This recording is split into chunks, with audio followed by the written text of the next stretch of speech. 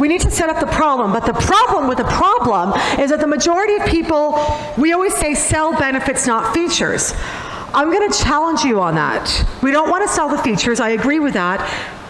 But what happens if you're always trying to sell a problem, but that problem is so generic and so similar to other people? Then you're not going to be heard. It's like, oh, just another person selling health products and making me feel better. Just another person helping me to make more money. Just another person helping me to have a better marriage. That's all really generic.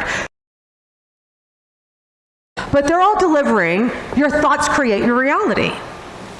But if somebody came up and said, I'm sorry, I think that that's not true, and positive thinking is really overrated, then people are going, what? I'm sorry, what? It disrupts their brain and it makes them pay attention in a world where we have so much noise.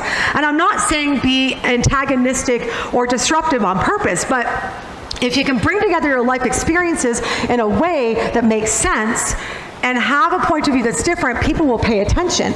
So we're going to talk today about how do you have a strong point of view that differentiates you and separates you from the rest of the crowd. And then once you have that and you give people an insight and you've captured them in that first moment, then they're willing to listen to you.